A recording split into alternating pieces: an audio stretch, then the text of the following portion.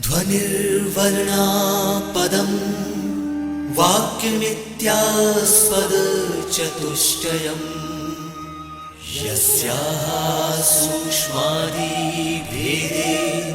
वाग्देवीं तामुपास्महे।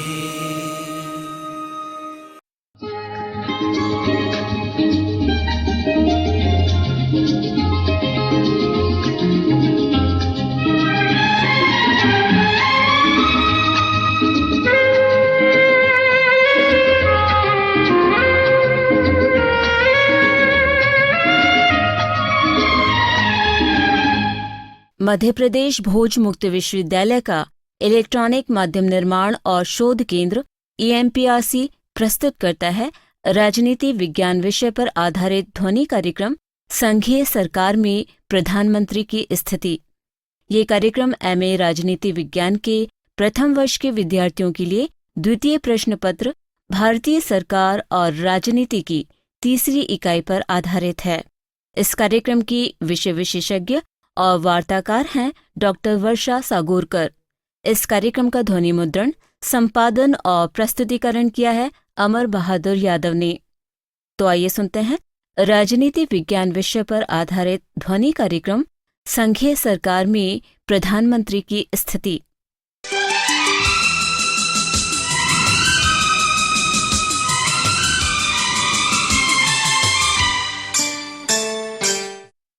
नमस्कार दोस्तों, आज हम संविधान में प्रधानमंत्री की स्थिति की चर्चा करेंगे।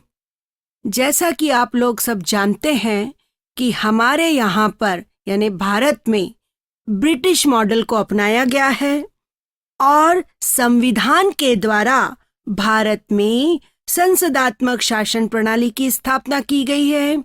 और संसदात्मक शासन प्रणाली की ये विशेषता होती है कि यहाँ पर शासन के हमें दो प्रधान दिखाई देते हैं, अर्थात संविधान के द्वारा समस्त शक्तियाँ राष्ट्रपति को प्रदान की जाती है और उसका वास्तविक उपयोग प्रधानमंत्री और उसके मंत्रिमंडल के द्वारा किया जाता है।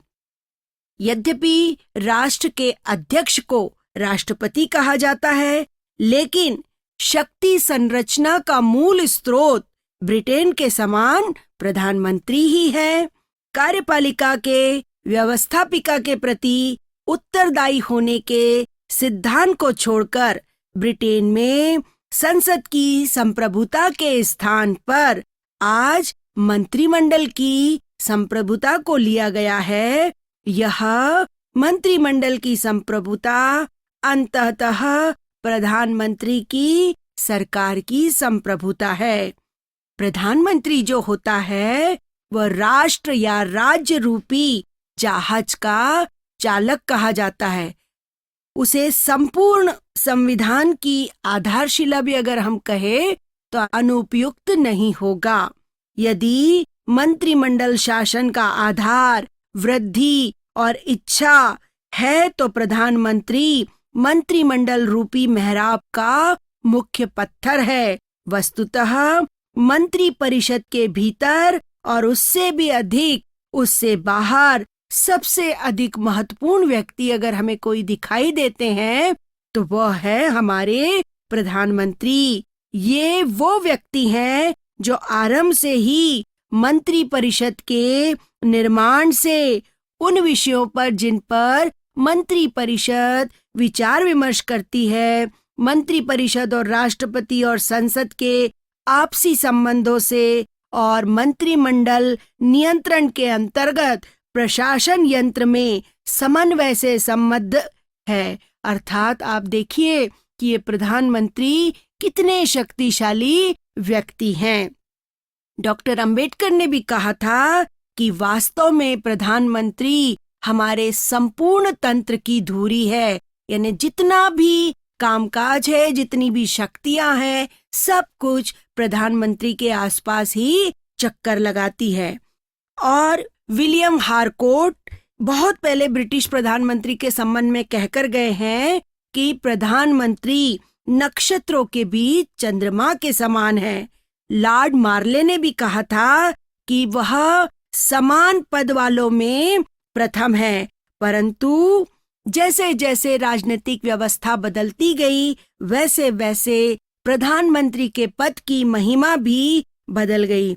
और इसलिए आज देखते हैं हम कि ब्रिटेन में भी प्रधानमंत्री शक्तिशाली व्यक्ति है, और भारत की ओर आते हैं तो भारत में भी प्रधानमंत्री अत्यधिक शक्तिशाली व्यक्ति के रूप में जाने जाते हैं।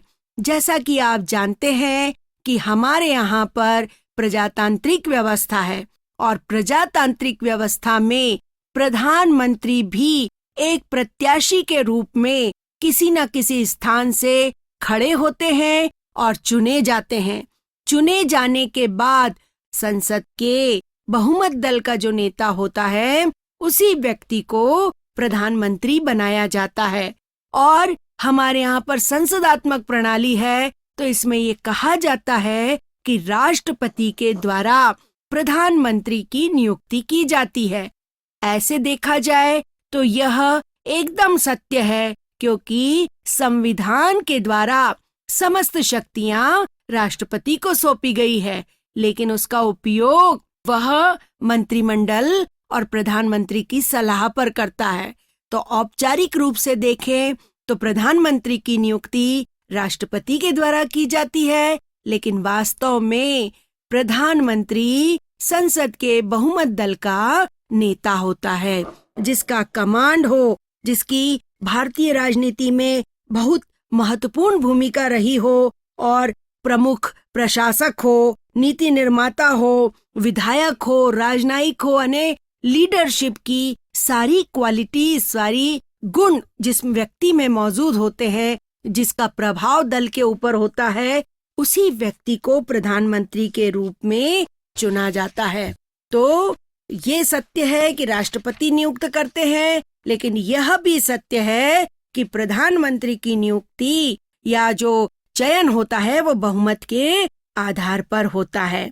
अब प्रधानमंत्री जब चुन लिए जाते हैं तो उनके क्या अधिकार है, क्या उनके उत्तरदायित्व है, ये हमको जानना आवश्यक है। पंडित नेहरू जो हमारे पहले प्रधानमंत्री रहे हैं, वे ये कहते थे कि मैं जानता हूँ कि प्रधानमंत्री के क्या कर्तव्य है, और संविधान के अंतर्गत प्रधानमंत्री उस कील के समान है जो सरकार रूपी चक्र की धुरी पर लगी हुई है और चक्र को गिरने से रोकती है। अर्थात सारे शासन व्यवस्था की मुख्य धुरी, मुख्य बिंदु प्रधानमंत्री है।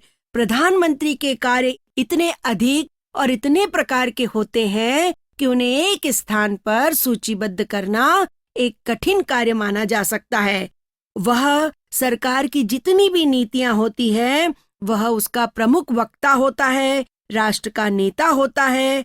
संक्षेप में अगर हम कहें तो उसके ऊपर बहुत सारे उत्तरदायित्व, बहुत सारे कार्य सौंपे गए हैं, जिन्हें जानना अत्यधिक आवश्यक है। सबसे पहले तो जैसा कि मैंने आपको बताया कि प्रधानमंत्री संसद या मंत्रिमंडल का प्रधान होता है, बहुमत दल का नेता होता है, तो निश्चित रूप से उसका पहला उत्तरदायित्व मंत्रिमंडल के प्रति होगा। तो हम अगर देखते हैं तो प्रधानमंत्री और मंत्रिमंडल, इसके बारे में बात करेंगे, चर्चा करेंगे। डॉक्टर अंबेडकर ने एक बार कहा था कि प्रधानमंत्री वास्तव में मंत्रिमंडल भवन के वृत्तखंड की मुख्य आधारशिला है, और जब तक हम उक्त पद को अधिकार पूर्ण स्थिति प्रदान न करें, जो कि वह स्वविवेक से मंत्रियों की नियुक्ति और पदमुक्ति कर सके, तब तक मंत्रिमंडल का सामूहिक उत्तरदायित्व प्राप्त नहीं हो सकता। अर्थात मंत्रिमंडल का संचालन करने के लिए उसे सभी प्रकार की शक्तियां प्रदान करना आवश्यक है। यद्यपि संसदात्मक व्यवस्था होने के कारण मंत्रियों की नियुक्ति और पदमुक्ति में उनका हाथ नहीं होता, क्योंकि संविधान के द्वारा यह शक्ति राष्ट्रपति को प्रदान की गई है। हम लोग पूर्व में ही चर्चा कर चुके हैं, लेकिन फिर भी उसमें ये कहा गया है कि वह मंत्रियों और अन्य मंत्रियों की नियुक्ति करते समय प्रधानमंत्री से सलाह अवश्य लेगा। अर्थात राष्ट्रपति को प्रधानमंत्री अन्य मंत्रियों की नियुक्ति करने का अधिकार है, लेकिन अन्य मंत्रियों की नियुक्ति करते समय वो प्रधानमंत्री की सलाह को ध्यान में रखेंगे। प्रधानमंत्री को अपने सहयोगियों को या सहयोगियों का चयन करने की पूर्ण स्वतंत्रता है, क्योंकि उनको दिन भर उनके साथ काम करना है और काम करने वाले व्यक्ति पसंद के होने चाहिए। प्रधानमंत्री किसी मंत्री के कार्य और आचरण से अगर असंतुष्ट है तो वो त्यागपत्र मांग सकते हैं। एक बार जैसा कि श्रीमती गांधी ने उप प्रधानमंत्री और तत्कालीन वित्त मंत्री मोरारजी देसाई से 1969 में मंत्री परिषद से इस कारण से हटा दिया था कि वे उनकी वित्त संबंधी नीतियों से संतुष्ट नहीं थी। तो इससे आपको स्पष्ट हो गया होगा कि चयन इसलिए किया जाता है कि उनके साथ काम करे, और अगर उनके काम से संतुष्ट नहीं है तो उन्हें हटाने का अधिकार प्रधानमंत्री को है। यदि कोई मंत्री प्रधानमंत्री से मतभेद होने पर त्यागपत्र नहीं देता है तो प्रधानमंत्री उस व्यक्ति को, उस मंत्री को पदमुक्त करने के लिए राष्ट्रपति से सिफारिश कर सकता है। पंडित नेहरू जी के कार्यकाल में भी डॉक्टर श्यामा प्रसाद मुखर्जी, सीडी देशमुख और टीटी कृष्णमाचारी ने श्रीमती गांधी के कार्यकाल में श्री छागला, श्री पुनाचा और राजीव गांधी के कार्यकाल में वीपी सिंह, अरुण नेहरू आदि मंत्रियों ने प्रधानमंत्री से मतभेद होने के कारण त्यागपत्र दे दिए थे। तो आप प्रधानमंत्री की स्थिति का अंदाजा भली भांति लगा सकते हैं। फिर प्रधानमंत्री किसी भी मंत्री की पदोन्नति और पदा अवनति करने का भी उसको अधिकार है। मंत्रियों के बीच में जितने भी विभाग होते हैं उस विभागों का बंटवारा प्रधानमंत्री के द्वारा किया जाता है। मंत्री परिषद की अध्यक्षता और मंत्री परिषद की कार्यसूची का निर्धारण प्रधानमंत्री के द्वारा किया जाता है। जितनी भी गतिविधियां मंत्रिमंडल की होती हैं, कार्रवाइयां होती हैं, सबका संचालन प्रधानमंत्री के द्वारा किया जाता है। यद्यपि मंत्रिमंडल में बहुमत के आधार पर निर्णय लिए जाते हैं, यानी सबसे ही मत पूछा जाता है, लेकिन फिर भी उनकी सलाह और बहुमत पर पहुंचने के लिए जो अंतिम निर्णय होता है, या कहना चाहिए कि बहुमत निर्णय पर पहुंचने के लिए जो निर्णायक मत होता है वो प्रधानमंत्री का ही होता है। और ये सब इसलिए ताकि मंत्रिमंडल में एकता, सुदृढ़ता कायम हो सके, उनमें एकता की भावना उत्पन्न करने के लिए ये वाक्य हम बोल सकते हैं कि हम एक साथ सब तैरते हैं और एक साथ हम सब डूबते हैं। यदि मंत्रियों के बीच में कोई मतभेद उत्पन्न हो जाता है तो प्रधानमंत्री का दायित्व होता है कि वह मध्यस्थता करके उन मतभेदों को दूर करे। वो किसी भी मंत्री से उसके विभाग के बारे में कोई भी सूचना या जानकारी मांग सकते हैं। संक्षेप में देखा जाए तो प्रधानमंत्री समस्त मंत्री परिषद का प्रशासन, उनका निरीक्षण, निर्देशन और नियंत्रण करते हैं। वह एक कड़ी के समान है जो सबको एक सूत्र में बांधते हैं। मंत्री परिषद और शासन का मुखिया नायक होने के नाते प्रधानमंत्री जितने भी मंत्रालय होते हैं उनके बीच में समन्वय स्थापित करते हैं और शासन की क्रियाओं को सुचारू रूप से संचालित होने में मदद करते हैं। इस प्रकार हम कह सकते हैं कि प्रधानमंत्री मंत्री परिषद के निर्माण, जीवन तथा मृत्यु का केंद्र बिंदु है। फिर हम आते हैं, ये तो हो गया प्रधानमंत्री और मंत्रिमंडल। फिर हम आते हैं कि प्रधानमंत्री और संसद। जैसा कि हम पूर्व में चर्चा कर चुके हैं कि प्रधानमंत्री बहुमत दल का नेता होता है, तो निश्चित रूप से प्रधानमंत्री संसद के लोकसभा के बहुमत दल का नेता होता है और नेता होने के कारण वह संसद का नेतृत्व करता है। पहले तो वह शासन की नीतियों और प्रमुख कार्यों की घोषणा लोकसभा में प्राय प्रधानमंत्री के द्वारा ही की जाती है। लोकसभा के सदस्यों द्वारा गंभीर मामलों में पूछे गए प्रश्नों का उत्तर प्रधानमंत्री ही देते हैं और जब मंत्रियों द्वारा संसद को संतोषजनक उत्तर नहीं दिए जाते तब संसद प्रधानमंत्री को अंतिम सुवक्ता और नीति के स्रोत के रूप में देखती है। शासकीय विधेयकों को प्रधानमंत्री की सलाह के अनुसार तैयार किया जाता है। देश की वित्त व्यवस्था और वार्षिक बजट को निर्धारित करने में भी प्रधानमंत्री का हाथ होता है। अपने दल की नीतियों को क्रियान्वित करने और दल में अनुशासन और एकता बनाए रखने का दायित्व भी प्रधानमंत्री का ही होता है, अर्थात वह एक दल सचेतक के रूप में कार्य करते हैं। अतः ये भी है कि प्रधानमंत्री की सलाह पर राष्ट्रपति साधारणतः लोकसभा को भंग करते हैं।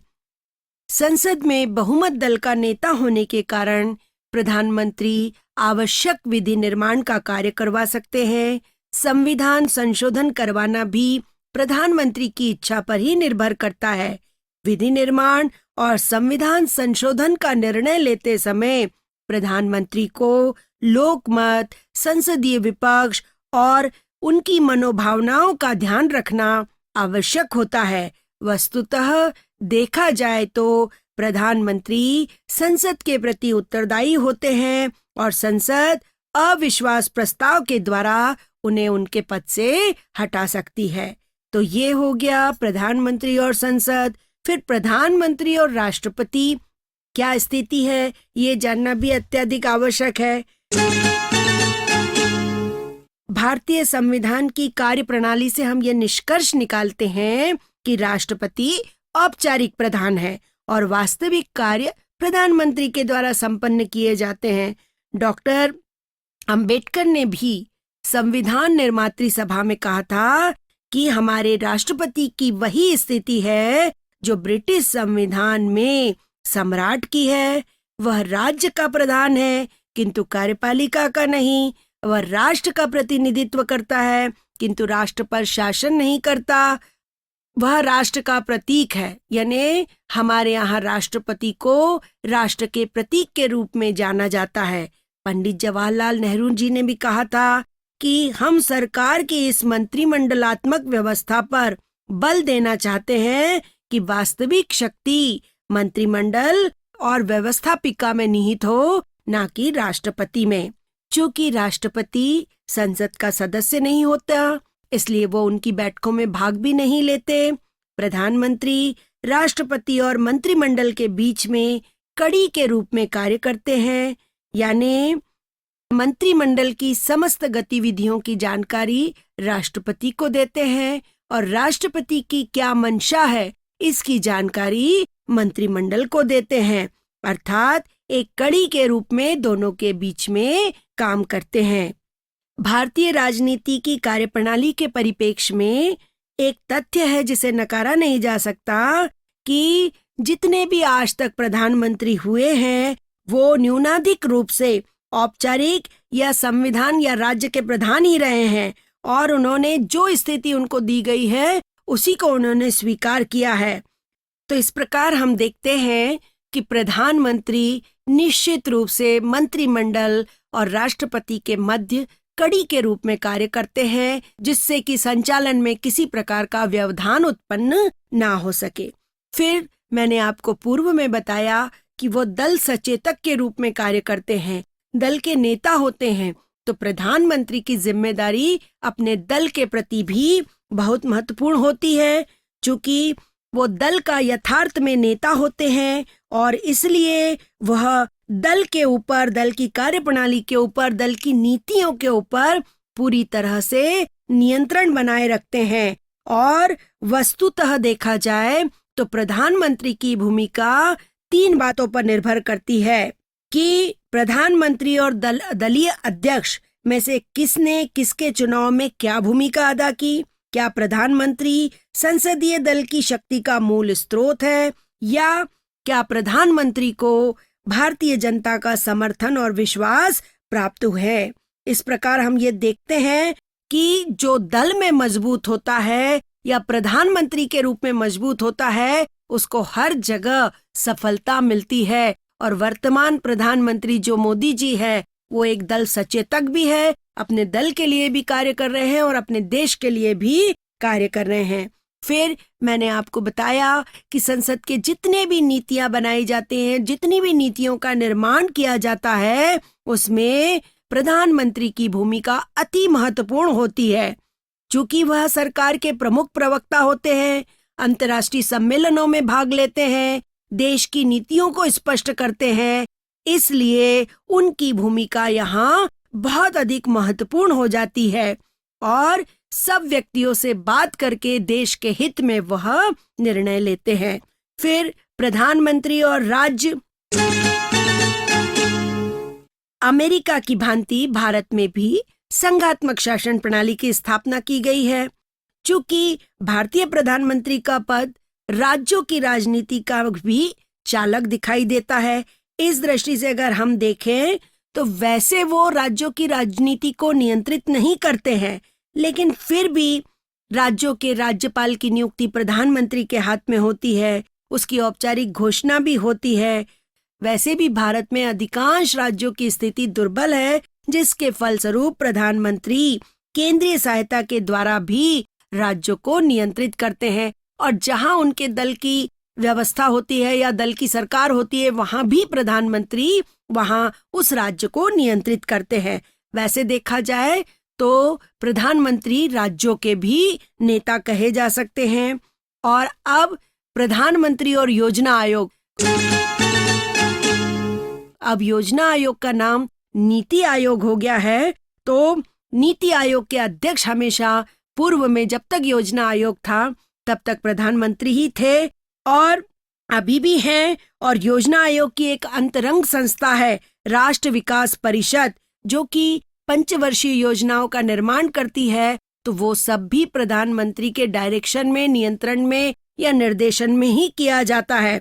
राज्यों को जितनी भी सहायता दी जाती है, अनुदान दिया जाता है, वह इसी संस्था के द्वारा दिया जाता है और ये सब प्रधानमंत्री के नेतृत्व में काम करती है। इसके अलावा प्रधानमंत्री को कुछ अनुग्रह शक्तियां भी होती है, जैसे जितने भी समस्त उच्च अधिकारी है, जैसे सेना अध्यक्ष है, मुख्य न्यायाधीश है, ये सब राष्ट्रपति के द्वारा नियुक्त किए जाते हैं। लेकिन उसमें एक बात है कि ये प्रधानमंत्री की इसमें सलाह आवश्यक होती है। फिर संविधान के द्वारा विशिष्ट क्षेत्रों में राष्ट्रीय सेवा के उपलक्ष्य में जो भारत रत्न, पद्म भूषण और पद्मश्री जो भी उनको उपाधियां दी जाती हैं, व्यवस्था की जाती है, ये सब प्रधानमंत्री के द्वारा ही स्वीकृत की जाती है। और आपातकाल में भी प्रधानमंत्री का जो नेतृत्व है या प्रधानमंत्री की स्थिति बहुत अधिक महत्वपूर्ण हो जाती है। इसलिए संकट काल की जो घोषणा होती है वस्तुतः राष्ट्रपति के द्वारा की जाती है, लेकिन सारा निर्णय मंत्रिमंडल और प्रधानमंत्री के द्वारा ही लिया जाता है। तो ये प्रधानमंत्री की स्थिति से अगर हम उसका आकलन करें या उसका सार निकालें तो साथियों ऐसा महसूस होता है कि हमारे यहाँ पर प्रजातांत्रिक व्यवस्था है और उसके बाद भी सबसे शक्तिशाली व्यक्ति प्रधानमंत्री है। आप अमेरिका की ओर देखते हैं तो वहां पर राष्ट्रपति आपको सबसे महत्वपूर्ण, सबसे शक्तिशाली व्यक्ति दिखाई देते हैं और भारत की संसदात्मक व्यवस्था में सबसे महत्वपूर्ण व्यक्ति प्रधानमंत्री है। शासन की समस्त योजनाएं, समस्त नीतियां सब इनके आसपास ही घूमती है। इसीलिए उन्हें नक्षत्रों में चंद्रमा की उपाधि दी गई है। निश्चित रूप से प्रधानमंत्री की स्थिति से हम लोग पूरी तरह से अवगत हो गए हैं। अब कभी भी प्रश्न में ये आ सकता है कि प्रधानमंत्री की क्या शक्तियां हैं, कार्य है, तब भी आप यही सब बातें लिखेंगे, या प्रधानमंत्री की स्थिति आई तब भी इन्हीं सभी बातों का उल्लेख करेंगे। धन्यवाद।